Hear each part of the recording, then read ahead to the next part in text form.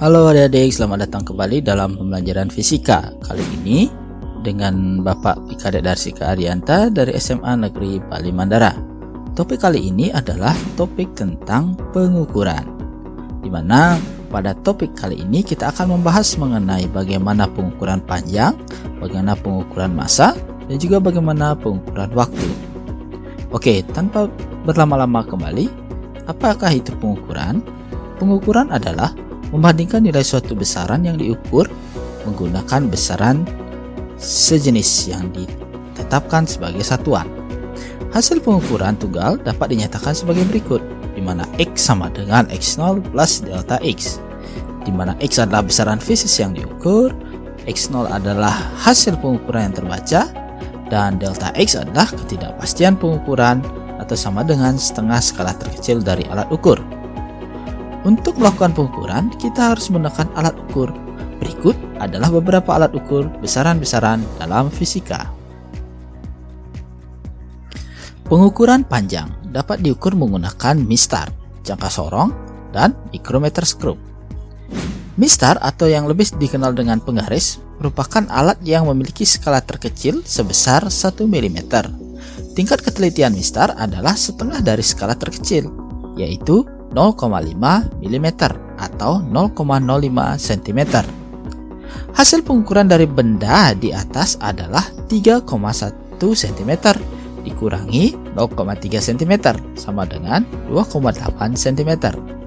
Cara penulisan yang benar dalam pelaporan adalah 2,8 plus minus 0,05 cm. Mudah bukan? Yang kedua adalah jangka sorong. Jangka sorong memiliki skala terkecil 0,1 mm atau 0,01 cm. Jangka sorong dapat digunakan untuk mengukur diameter cincin dan diameter bagian dalam sebuah silinder. Bagian-bagian terpenting jangka sorong adalah sebagai berikut. 1. Rahang tetap dengan skala tetap terkecil 0,1 cm, dan yang kedua adalah rahang geser yang dilengkapi dengan skala nonius atau tambahan. Contohnya adalah sebagai berikut. Pada pengukuran ini dihasilkan skala utama 0,3 cm, skala nonius yang paling berhimpit adalah 3 kali 0,01 cm sama dengan 0,3 cm, dan hasil pembacaan jangka sorong adalah skala utama plus skala nonius sama dengan 0,33 cm atau 3,3 mm. Selanjutnya adalah mikrometer skrup. Mikrometer skrup memiliki ketelitian yang tinggi, yaitu setengah dari 0,01 mm atau 0,005 cm.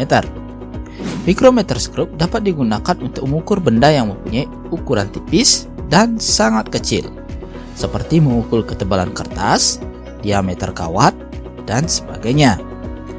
Bagian-bagian dari mikrometer skrup adalah rahang putar, skala utama, dan skala putar.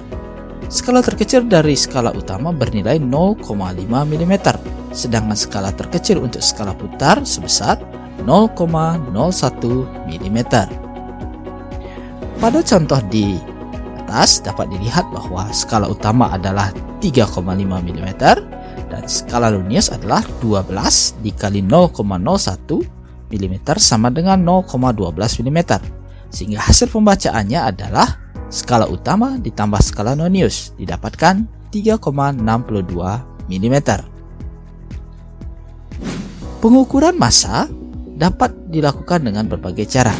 Besaran massa diukur untuk menggunakan alat ukur neraca, dan prinsip kerja dari neraca adalah keseimbangan kedua lengan, yaitu keseimbangan antara massa benda yang diukur dengan alat timbangan yang digunakan.